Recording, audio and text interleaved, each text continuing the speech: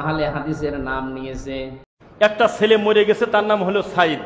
তাই না যে ইসলাম কারোর প্রতি এতটা জুলুম করছে কিনা যে সামনে হলে সবাই অস্ত্রধারী, কেউ তোমার কাছাকাছি নাই, সবাই দৌড়াচ্ছে, গুলির শব্দে খালি দৌড়ায় দৌড়ায়, যে যার মতো দোয়া ইনুস পড়তেছে, মুনাফিকের দল দৌড়ায়, আর তুমি একা এমন ইমানদার যে দৌড়ে গিয়ে বলো যে মার, আরে মারিস না কেন, মার মার মার। এইটা কোন ইমানদারের কাজ? এটা কোরআন হাদিস পড়ে আমরা পাই না। এটা আহলে হাদিসের লোক না, এটা জালেম একটা। এ রফিকুল ইসলাম বিন কি জানো, হিমার ইবনে হিমার, হিমার ইবনে হিমার, এইরকম নাম ওদের। এই লোকটা বক্তব্য দিচ্ছে আবু সাইদ নামে, এ নাকি আত্মহত্যা করেছে, এ শহীদ হয়নি। কি করে মরলে শহীদ হবে আপনি বলেন তো দেখি? বিশ্বনবী জানিয়েছেন দেওয়াল চাপা পড়ে মরলে সে শহীদের মর্যাদা পায়, পানিতে ডুবে মরলে শহীদের মর্যাদা পায়, পাহাড় থেকে পড়ে মরে গেলে শহীদের মর্যাদা পায়, অ্যাক্সিডেন্টে মরে গেলে শহীদের মর্যাদা পায়, আগুনে পুড়ে পড়লে শহীদের মর্যাদা পায়। আর জালেমের জুলুমের সামনে নিজের বুক পেতে জীবন দিয়ে চলে গেল দুনিয়া থেকে, তাকে আপনি শহীদ বলতেও রাজি না। তাই আপনাকে আর একবার মরে দেখানো লাগবে যে এই যে আমি শহীদ হলাম। এটা কি ইয়ার কি মারা জিনিস? আপনি যদি সত্যি এ কথা এরকম সেন্সে বলে থাকেন, আপনার ঈমান নষ্ট হয়ে গেছে। কারণ শহীদ এ শব্দটা অনেক দামি শব্দ। খুব ভালো করে খেয়াল করবেন, আলেম যারা আছেন তাদেরকে বলছি, খুব ভালো করে খেয়াল করবেন। ঠাট্টা বিদ্রোহ করার জিনিস না। শহীদ এ শব্দটা আন্দাজে যাত্রার নামে লাগালেও হবে না। ব্রাহ্মণবাড়িয়ায় আসার সময় দেখেছি একবার যে লেখা আছে কবরের পাশে, শহীদ ধীরেন্দ্রনাথ চন্দ্র।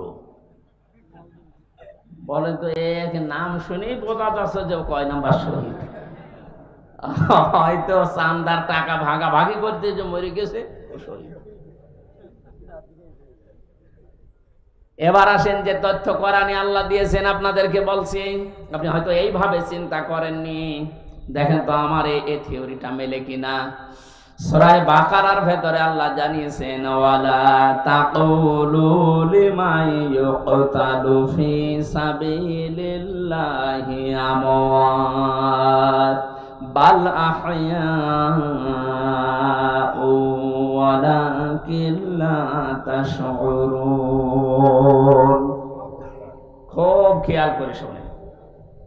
মানুষ কথা বলে যেহেতু মুখ দিয়ে, এই জন্য আল্লাহ মুখের উপরে নোটিশ জারি করে দিয়েছেন, হে পৃথিবীর মানুষেরা, এটা বহু বচন, ওয়ালা তাকুলু, কেউ বলবা না। কে বলছে?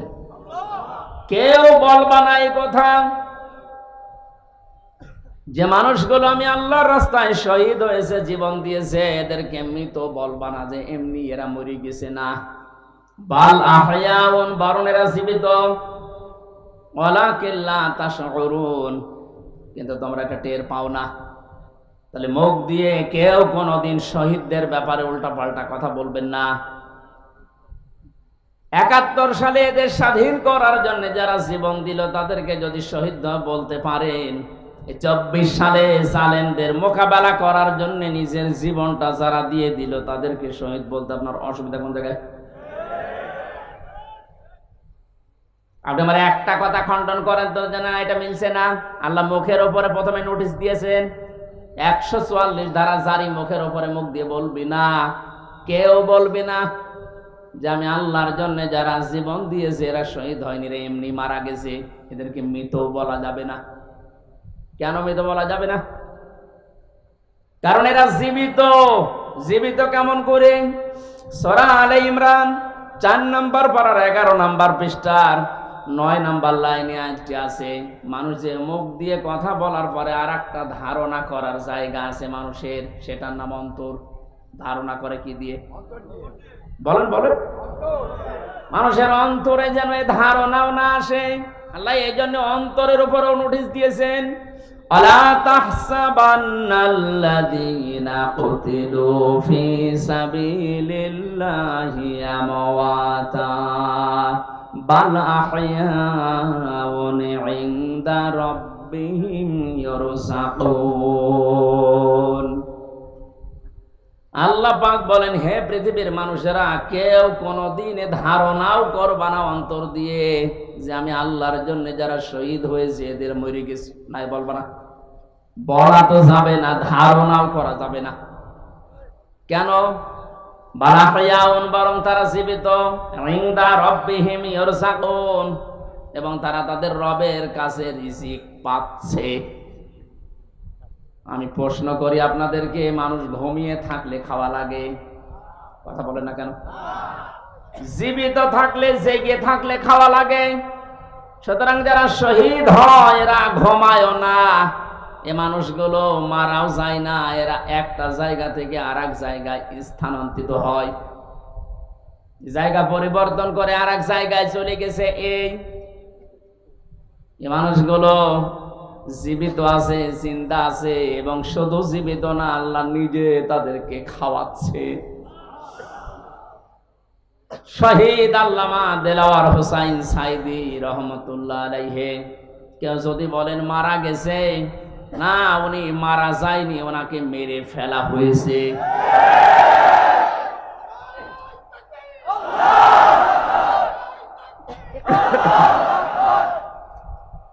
3টা বছরের ভেতরে আমার সাথে একদিন দেখা হয়েছিল জেলখানায়। উনি 1 নম্বরে, আমি 4 নম্বরে। বহু কথা ওই 10 মিনিটের ভেতর আমাকে শুনিয়েছিল। সব চাইতে আশ্চর্য, যেদিন ওনাকে হাসপাতালে নিয়ে আসার জন্য সই নিয়েছে, ওই দিন ওনাকে ধোঁকা দিয়ে বোকা বানিয়েছে জেলার আর সুপার, এখন যারা স্বীকার করছে।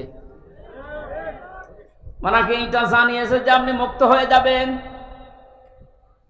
এদেশের নির্বাহী আদেশে যিনি দায়িত্বে আছেন, ওই সময় ছিলেন, তিনি নির্বাহী আদেশ দিয়ে আপনাকে মুক্ত করে দেবে, আপনি মুক্ত বাতাসে আবার কোরআনের কথা বলতে পারবেন। এ কথা বলার পরে সই নিয়ে ওখান থেকে বের করে প্রথমে গাজীপুরে নিয়ে যায়, ওই জায়গা থেকে নিয়ে যায় মেডিকেলে। ওখানে যাবার পর গাড়ি থেকে নামার সময় যে হাসিটা দেখেছিলেন আপনারা, আমরা তো জানি না, পরের দিন শুনলাম মারা গেছে। এখন ভিডিওতে দেখতে পাচ্ছি যে হাসিটা উনি দিয়েছিলেন, ওনার বিশ্বাস ছিল আমি আবার মুক্ত জীবনে কোরআনের কথা বলতে পারবো।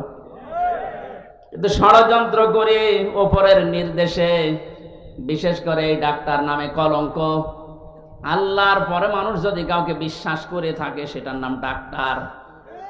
আর এই কোলাঙ্গার ডাক্তার মোস্তফা জামান, এখন আরো 2 জন আছে, এরা ভেতরে নিয়ে ইনজেকশন পুশ করে লোকটাকে দুনিয়া থেকে শহীদ করে দিল। অনেক যদি অসুস্থ হবে, আপনি বাস্তবতায় টের পান না।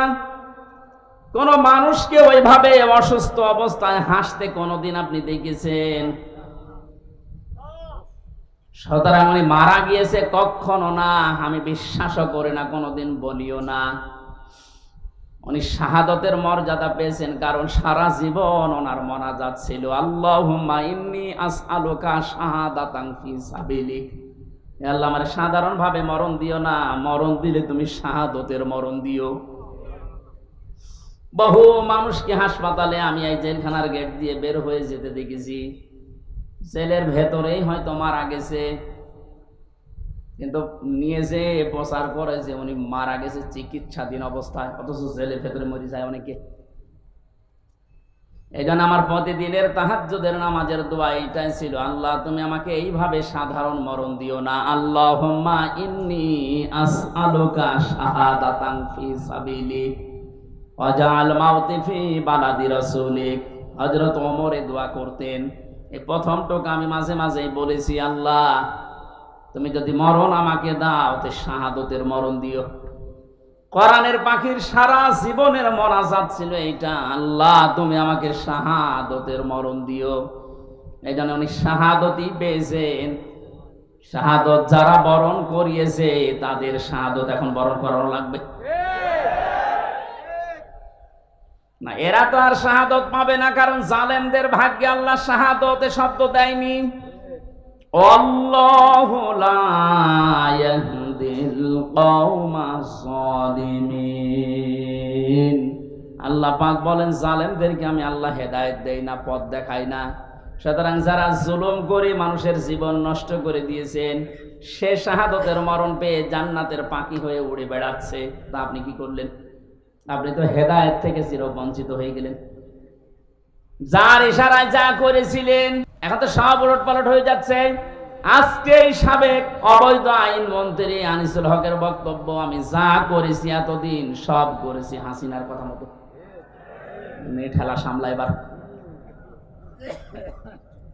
শুধু এ না, এদেশে যত মানুষ অত্যাচার জুলুম নির্যাতন চালিয়েছে প্রত্যেককে যদি রিমান্ডে আমার সাথে যা করেছে ওইটুকু করে, ও সব সত্য কথা বলবে। মাটির নিচে নিয়েছিল, মাটির নিচে নিয়ে চোখ বাঁধা কালো কাপড় দিয়ে, পেছনে হাত বাঁধা। পেছনে যদি এমনি হাত বাঁধে, হ্যান্ডকাপ, ওটা এমনিতে হাত কেটে যায়। পেছনে হাত দিয়ে যদি উপরের দিকে টান টান করে রাখে 11 ঘন্টা, আপনি বলেন সত্য বলেন আর মিথ্যা বলেন, যা বলবে বাবা সব ঠিক আছে। এই জন্য আমি এখন দাবি জানাই, আমার মুখ দিয়ে যারা এরকম উল্টা পাল্টা কথা, আমি তো বলি নাই একটা 11 ঘন্টা দাঁড় করানোর পরও আমি বলি নাই 10 দিন রিমান্ডে, আমি একটা কথাও না, আমি এগুলো করি নাই। আপনি আন্দাজে জোর করে বলাবেন। যে অবস্থায় আমাকে নিয়েছিল, আমার তো এখন মনে হচ্ছে ওই মানুষগুলোকে কাউন্টার টেররিজমে যে যার সন্তানগুলো ছিল, আলেমদেরকে যারা সবচাইতে বেশি কষ্ট দিয়েছে, এই মনিরুল, এই হারুন, আসাদুজ্জামান, আব্দুল মান্নান, আতিকুর রহমান, নাম ধরেই বলছে এগুলো মানুষ নামে কলঙ্ক। মানুষ হয়ে মানুষকে এত কষ্ট দিতে পারে, আমি না দেখলে বিশ্বাস করতাম না। 10টা দিন গেছে আমার 10 বছরের মতো, ঘুম তো নেই। আন্দাজে কষ্ট আপনি কেন দিলেন? নিজেরাই মাঝে মাঝে বলা করতে, হুজুর কিছু জানি না, আমরাও জানি। টিপ্পনি কাটতো, একে অন্যের সাথে হাসি তামাশা করতো। আমার নামাজ পর্যন্ত 4 ওয়াক্ত পড়তেই দেয়নি, জোহর আসর মাগরিব আমি ইশারায় পড়ি, কারণ আমি জানি না এখন দিন না রাত। এখনো পর্যন্ত জালেমদের পক্ষে যারা ছাপায় গেছেন, আমাদের কি দোষ আপনি দিতে পারছেন না? কোন দোষ যদি দেশের জালেমদের নাও থাকে, শুধুমাত্র আয়না ঘরের বিচার করলো আপনার ফাঁসি হবে। জানেন আয়না ঘর কি? ব্যারিস্টার আজমি, ব্যারিস্টার আমান আজমি, আপনি কি জবাব দেবেন তার মা বাবার কাছে, তার স্ত্রীর কাছে, তার ওই ছোট ছোট বাচ্চাদের কাছে কি জবাব দেবেন বলতে পারেন? পারবেন না। এরপরও আপনি মাইকে, এরপরও লাইভ করছেন যে আমার কি অপরাধ, আমি দেশ ত্যাগ করলাম, আমি তো এখনো খুঁজে পাই না। খুঁজে পাচ্ছেন না। কোন দোষ যদি আপনার না থাকে, সবচাইতে বড় দোষ আপনি আয়না ঘর বানিয়েছেন। এটার চাইতে মারাত্মক পৃথিবীতে কোন জুলুম আছে বলে আমি জানি না। একটা জীবিত মানুষকে এদিকে 1.5 হাত, এদিকে 1.5 হাত, ওর মাঝখানে পায়খানা। আমি যেখানে থাকতাম এর মাথার কাছে পায়খানা, এতটুকু জায়গায় 24 ঘন্টা। আর খাবার যা দেয় মনে হচ্ছে 2-3 দিন আগের খাবার, পচা খাবার। খেলে খান, তাও এক বাটির ভেতরে 4-5টা তরকারি দিয়ে দেয়, আবার ডাল দিয়ে দেয়, খান না খান না খান, আপনি মরে যান, ওদের কোনো অসুবিধা নেই। কারণ কেউ জানে না তো পৃথিবীতে আছে কিনা। এমন জায়গায় এমন ভয়ঙ্কর, এমনিতেই মানুষ হার্ট ফেল করে মরে যাবে। এই জন্য যারা টপ বটন জড়িত এই জুলুমের সাথে, ওদের কোনো শাস্তি দেওয়ার দরকার নেই। শুধু এই ঘরের ভেতরে 10 দিন একটু আটকিয়ে রাখেন, এমনি মরে যাবে। আমাদের তাও সেনায় তো কোরআন ছিল, আমি কোরআন পড়তে পারতাম, ওই শয়তানদের তো কোরআন নেই, ও এমনি টেনশনে মরে যাবে। এখনো টের পাচ্ছেন আছে আমি কি করেছি, এত আমার উপর জনগণ এত খেপলো, আপনি টের পাচ্ছেন না। জালেমরা জাহান্নামে যাবে, তার 1 নাম্বার কারণ এরা আল্লাহর মামলার আসামি। এটা আমি বানালাম। সূরা শুরার 42 নাম্বার আয়াতে আল্লাহ জানিয়ে দিয়েছেন, ইন্নামাস সাবিলু আলাল্লাযিনা ইয়াসলিমুনান নাস, অবশ্যই আমি আল্লাহ মামলা দেব তাদের বিরুদ্ধে যারা মানুষ হয়ে মানুষের উপরে জুলুম করছে। সুতরাং এই 15-17 বছর যারা জুলুম করেছেন, আপনি হামজার মামলার আসামি না হলেও আপনি আল্লাহর মামলার আসামি। সাধারণ মানুষ মামলা দিয়েছে দরবেশ বাবার নামে, আনিসুল হকের নামে সাধারণ মানুষ মামলা দিয়েছে, এক গরিব মানুষ। তারপরেও ওই বাংলাদেশে হাজার হাজার লক্ষ উকিল থাকার পরেও এই লোকটার পক্ষে কোনো উকিল এখনো দাঁড়ায়নি। আর আপনি তো সাধারণ মানুষের মামলার আসামি না, আপনি সরাসরি আল্লাহর মামলার আসামি।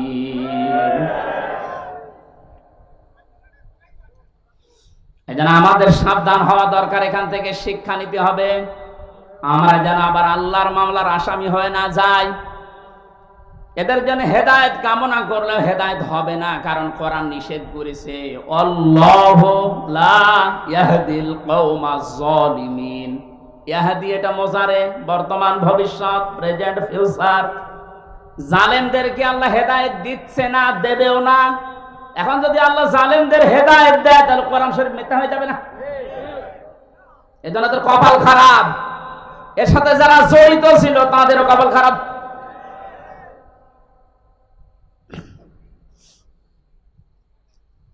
ফরিদপুরবাসী বড় ব্যথা নিয়ে কথা বলছি। এই জালেমদের জুলুমের কারণে আমার ছোট মেয়েটা আজ পর্যন্ত আমার চিনে না, আমার কাছেও আসতে চায় না, ভয় পায়।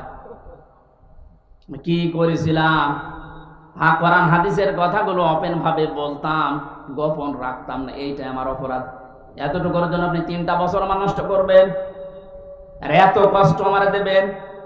এটা ধরে নিয়েছে, বুঝিয়ে তো ছেড়ে দিলেই হইতেছে, এইভাবে বলতে নেই, আমি তো সংশোধন হয়ে যেতাম। ওর 8 মাস 9 মাস বয়সে আমি রেখে এসেছিলাম, 3 বছর পরে এখন ওর বয়স 4 বছর, এখনো পর্যন্ত স্বাভাবিক না, আমার কাছে আসতে চায় না। কেন আপনি কাজ করলেন? কি জবাব দেবেন বলেন তো? এই জন্যই মাওলানা মামুনুল হক কথাটা বারবার আমাকে শোনাতেন, জালেমদের বেঈমানদের কোনো জানাজা নেই, জানাজা মানে তাকে সাক্ষী দিয়ে আল্লাহর কাছে পৌঁছিয়ে দে যে ভালো ছিল, এই কথা বলা যাবে? এই জন্য আমরা সাবধান হচ্ছি, আপনাদেরকেও সাবধান করছি। এখনো জুলুমের পক্ষে যদি আপনি স্ট্যাটাস দিয়ে যান, জুলুমের পক্ষে ছাপায় গান, আপনিও জানেন, আপনিও চিহ্নিত, আপনি মারা গেলে আপনার জানাজা পড়া, কবরে দেওয়া জায়েজ নেই। কারণ আপনি এমনিতেও জাহান্নামে যাবেন, অমনিও জাহান্নামে যাবেন। জালেমের জন্য জান্নাত হারাম। কথা বলছেন এখানে? জালেমের জন্য জান্নাত হারাম, মানে জালেম হচ্ছে আল্লাহর মামলার আসামি। এটা ছোটখাটো বিষয় না, অনেক ওজনওয়ালা কথা আল্লাহর। আমরা অনেকেই মনে করি আল্লাহ কি দেখে না, ব্যারিস্টার আর মানে এই কষ্ট কি আল্লাহ দেখে না? হাওয়ালা তাহসাবান্নাল্লাহা গাফিলান আম্মা ইয়ামালুজ যালিমুন, ইন্নামা ইউআখিরুহুম লিয়াউমিন তাশখাসু ফীহিল আবসার। আল্লাহ পাক বলেন, হে নবী, আপনি কি মনে করেন যে জালেমদের সম্পর্কে আমি কোনো খোঁজ রাখি না? আমি সবচাইতে বেশি খবর রাখি জালেমদের ব্যাপারে। ওদেরকে আমি ছাড় দিয়েছি ওই দিন পর্যন্ত যেদিন চক্ষু উল্টিয়ে যাবে। আজ ঠিক তাই হচ্ছে। জালেমদের সাথে দেশের মানুষেরা এমন আচরণ করেছে, অনেকেই চোখ উল্টিয়া আটকে উঠছে। হইল কি? বিশেষ করে ঝিনাইদহ কিরণ চেয়ারম্যান, ওরে পিটিয়ে মেরে জালেমকে গাছের সাথে না ওই পিলারের সাথে টাঙিয়ে মরার পর পিটিয়েছে। দুনিয়া আটকে উঠেছে যে হচ্ছে কি? আবু সাইদকে যে লোকটা সজ্ঞানে স্বেচ্ছায় গুলি করে হত্যা করেছিল, তার জনগণ পিটিয়ে ন্যাংটা করে টাঙিয়ে রেখেছে। উল্টো করে ইন্নামা ইউআখিরুহুম লিয়াউমিন তাশখাসু ফীহিল আবসার। আমার তো মনে হচ্ছে কোরআনের এই আয়াত এখন খাপের খাপ, মমতাজের বাপ সব মিলিয়ে যাচ্ছে। জালেমদেরকে আমি আর একটা স্মরণ করাচ্ছি, এখনো যারা জালেমদের পক্ষে কথা বলেন, যা জালেমদের পক্ষে যারা আছেন তারা সাবধান হন। কোন জালেম যদি টার্গেট নাই কোন জায়গায় পৌঁছাতে, আমার আল্লাহ বলেন ওকে আমি ছাড় দিতে দিতে এমন জায়গায় পৌঁছাই, ওই সফলতা পাওয়ার আগেই ওর তার আমি কেটে দেই। এটা তাফসীরে তাবারীর ভেতরে আছে, যদিও দুর্বল, তার জন্য শিক্ষার জন্য আমি বলছি। হযরতে হুদ আলাইহিস সালাম দাওয়াতি কাজ করছিলেন, সবচেয়ে বেশি বাধা তাকে দিয়েছিল ওই জামানায় যে লোকটার নাম আমরা শুনি জান্নাত বানিয়েছিল, সাদ্দাত। যখন হযরতে হুদ আলাইহিস সালাম দাওয়াত নিয়ে গেলেন, যে জান্নাতের কথা জাহান্নামের কথা তাকে শোনালেন, আল্লাহর নাফরমান বান্দা ডাক দিয়ে বলে, তুমি আল্লাহর নবী দাবি করো, তোমার আল্লাহর জান্নাত আমার লাগবে না, আমি নিজে জান্নাত বানাবো, তুমি শুধু জান্নাতের আইটেম গুলো বলো যে কি কি পাওয়া যাবে। হযরতে হুদ নবীর কাছে সব শুনলেন, যে স্বর্ণের ইট হবে, রূপার ইট হবে, বিশাল সাম্রাজ্য তার, যেখানে যত স্বর্ণ পাওয়া যায়, রূপা পাওয়া যায়, সবগুলো পেয়াদাদেরকে দিয়ে জোগাড় করেছে এক জায়গায়। 22,000 শ্রমিক কাজে লাগিয়েছে, 20 বছর ধরে ধরে জান্নাত মনের মতো করে বানাচ্ছে। হযরত হুদ আলাইহিস সালাম যা যা বলেছিলেন একেবারে ওইভাবে হুবহু বানানোর চেষ্টায় আছে। স্বর্ণের ইট তৈরি করার জন্য তো সোনা লাগবে, যেখানে যা পাওয়া যায় সব নিয়েছে। মুফাসসির লিখেছেন, আল্লাহর এক বান্দি বিধবা, বিয়ে হওয়ার পরে স্বামী মারা গেছে, মা বাবা নেই, এতিম। এই মেয়েটার স্বর্ণ ধরে যখন টান দিয়েছে, মেয়েটা তখন মাটিতে গড়াগড়ি দিয়ে কান্নাকাটি করেছিল, যে আল্লাহ আমি একেবারে নিঃস্ব মানুষ, আমার স্বামী নেই, মা বাবা নেই, আমার শেষ সম্বলটুকু কেড়ে নিয়ে যে জালেম তার স্বপ্ন পূরণ করার জন্য ইচ্ছা পোষণ করেছে, তার এই স্বপ্নের জান্নাতে তুমি তাকে পৌঁছাতে দিও না। এই দোয়াটা করেছিল ওই বিধবা, ওই মজলুম মহিলা। আল্লাহ রাব্বুল আলামিন বলেন, পৃথিবীতে 3 জনের দোয়া সঙ্গে সঙ্গে কবুল হয়ে যায়, কোনো পর্দা থাকে না, তার ভেতরে একজন মাজলুম। এই যদি সত্যিই মন থেকে কিছু বলে, আল্লাহ পাক ওটা সঙ্গে সঙ্গে আরশে তুলে নেয়। এটার প্রমাণ এ হারুন। আমি রিমান্ডে থাকাকালীন জেলখানায় ছিলাম প্রথম 2 মাস, ওই ছোট হুজুরের সাথে, যে রফিকুল ইসলাম মাদানী। আমার রাতের বেলা কেঁদে কেঁদে বলতো, রিমান্ডে নিয়ে আমার ওই যে কি ঢাকার হাতির জেল, রাত 12:30টা 1টার দিকে ওখানে নিয়ে গিয়ে সম্পূর্ণ উলঙ্গ করে আমার ছবি তুলে হাতের ভেতরে সিগারেট লাগিয়ে বলতো, খান, আমরা ছবি তুলবো, এইটা ছেড়ে দিয়ে জনগণকে জানাবো যে হুজুর এরকম 2 নাম্বার। আজকে দেখলাম বলছিল যে আমি ওই দিনই আল্লাহর কাছে ওই মাজলুম অবস্থায় আকাশের দিকে তাকিয়ে দোয়া করেছিলাম, মাবুদ জীবনে যদি কিছুই তোমার দরবারে ভালো না লাগে, কবুল না হয়, আজকের যে দৃশ্য, আমার শরীরে 1 টুকরা পোশাকও নেই, তুমি দেখতে পাচ্ছ। আমি একটা যুবক মানুষ, আমার অনেকে মনে করি ছোট মানুষ, পিসকি মানুষ না, ওর বয়স এখন 27-30 বছর, কারণ ওই সময় ছিল 27 জেলখানায় 3 বছর, 30 বছর বয়স। 30 বছর বয়সের মানুষ কি ছোট? কথা বলেন। দোয়া করেছিল, মাবুদ তুমি আমার এই দোয়াটা কবুল করো, মাজলুম অবস্থায় তুমি তো মোনাজাত ফেরত দাও না। এই হারুন, এই টিভি হারুনের কারণে আজ আমার এই অবস্থা। ও নাকি অর্ডার দিয়ে দিয়ে আমার এটা করাচ্ছে। জিজ্ঞাসা করেছে যে অফিসার করেছিল, এসআই স্যার আপনি সত্যি করে বলেন তো, আমার যে হাল করলেন, এ নাজেহাল অবস্থা, হারুন স্যার কি জানে? ওরা হাসি দিয়ে বলেছে, হারুন স্যার জানে মানে ওই করাচ্ছে। সঙ্গে সঙ্গে ওই সময় দোয়া করেছিল, মাবুদ তুমি ওকেও আমার মতো এরকম কিছু দেখায়ও। দেখিয়েছেন আল্লাহ জনগণের সামনে, আমার আল্লাহ এই পৃথিবীতেই দেখিয়ে দিয়েছে কিভাবে লজ্জা স্থান মানুষকে দেখাচ্ছে এই শয়তান। আমার একজন দেখিয়ে বলছে, হুজুর এই দেখেন কারবার। আমি নাউজুবিল্লাহ আস্তাগফিরুল্লাহ, কি 3 ইঞ্চি। ও কয়েকদিন পরে স্ট্যাটাস দিয়েছিল, আমি বাইরে যেতে পারি না, বাইরে গেলে মানুষ বলে 3 ইঞ্চি। কি একটা অপমান! মাত্র কয়েক সেকেন্ডের ভিডিও ফাঁস হয়ে ওর সব হারিয়েছে। ওর কয়েক সেকেন্ড না, সারা জীবন যেদিন আল্লাহ ফাঁস করবে, এ জালেমের সেদিন কোনো উপায় থাকবে? টাকলা মোরাদের মাত্র 6 মিনিট 8 সেকেন্ড। কি ওর নাম? মাহিনা কি নাম? এই মহিলার সাথে একটা অডিও রেকর্ড ফাঁস হয়েছিল মাত্র 6 মিনিট 8 সেকেন্ডের। ও সব গেছে। আমার তো মনে হয় এই জালেমদের দরে যারা ছিল এই দেশে, ওদের সহযোগী ছাড়া, এদের হাজার হাজার ভিডিও অডিও রেকর্ড জমা হয়ে আছে। সাংবাদিক ইলিয়াস এখন মাঝে মাঝে ছাড়তেছে। আল্লাহ তার ফেরেশতাদের দিয়ে যেটা রেকর্ড করে রেখেছে অডিও ভিডিও, কিয়ামতের ময়দানে কোটি কোটি মানুষের সামনে এগুলো আল্লাহ ছাড়বে। 30 সেকেন্ডের ভিডিও যদি 3 ইঞ্চি নাম শোনো, এই 50 বছরের ভিডিও আল্লাহ যেদিন ছেড়ে দেবে পুরাটা, মুখ দেখাতে পারবা না। শেষ পর্যন্ত এই মহিলার দোয়া আল্লাহ এমন ভাবে কবুল করেছিলেন, জান্নাত বানানো কমপ্লিট। শেষ করার পরে ডাক দিয়েছে, এত সিকিউরিটি দিয়ে সাজিয়েছে, একটা পিপিলিকা পর্যন্ত প্রবেশ করার কোনো কায়দা নেই। জান্নাতের গেটে যাবার পরে দেখে একজন ফকির বসে আছে।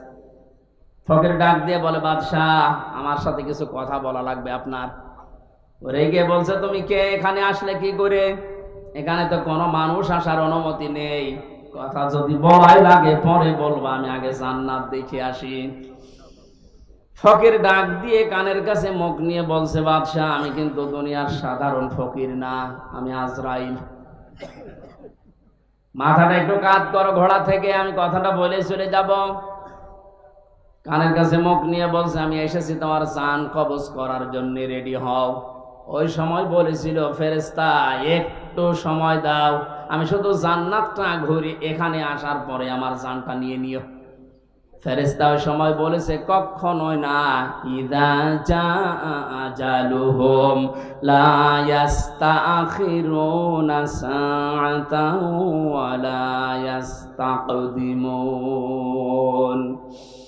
আল্লাহ পাক বলেন, এই পৃথিবীতে যখন যার সময় এসে যাবে, 1 সেকেন্ড আগেও তার মরণ হবে না, 1 সেকেন্ড পরেও মরণ হবে না। নির্ধারিত সময় লোকটাকে আল্লাহ বিদায় দিয়ে দেবে।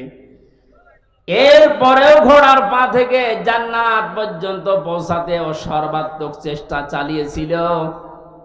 আল্লাহর ফেরেশতা ঘোড়া থেকে পা জান্নাতের যে বানানো জান্নাত, ওর চৌকাঠ পর্যন্ত স্পর্শ করার আগেই জান কবজ করে ফেলেছে। মুফাসসিরে আর তাফসীর করতে গিয়ে তিনি কয়েকটা কারণ দিয়েছেন কেন জান্নাতে প্রবেশ করতে পারলো না ওর বানানো। 1 নম্বরে আমি প্রায় এখানে 26টা কারণ পড়েছিলাম, সবগুলো আমার মনেও নেই, কয়েকটা বলছি। প্রথম নাম্বারে কারণ হচ্ছে ওই যে মজলুম মহিলা, যার শেষ সম্বলটুকু কেড়ে জালেম তার স্বপ্ন পূরণ করার জন্য চেষ্টা করেছিল, ওই মহিলার দোয়া আল্লাহ কবুল করে নিয়েছিলেন। রব্বুল আলামিন আমার শেষ সম্বলটুকু যে কেড়ে নিল, ওই জালেম যেন তার বানানো স্বপ্নে প্রবেশ করতে না পারে। আজও হাজার হাজার আবু সাইদ, মুগ্ধ, আবু রায়হান সহ কত মানুষের মার বাবা রাতের বেলা চোখের পানি ছেড়ে দিয়ে দোয়া করেছে, আল্লাহ আমার বুকটা যে খালি করে দিল, তাকে তুমি জমিনে জায়গা দিও না। নবীজির কথা 100% সত্য কিনা বলেন তো? উনি যে বলেছিলেন মজলুমের দোয়া আল্লাহ ফেরত দেয় না, আবু সাইদের মায়ের দোয়া আল্লাহ ফেরত দিয়েছে। বাংলার জমিনে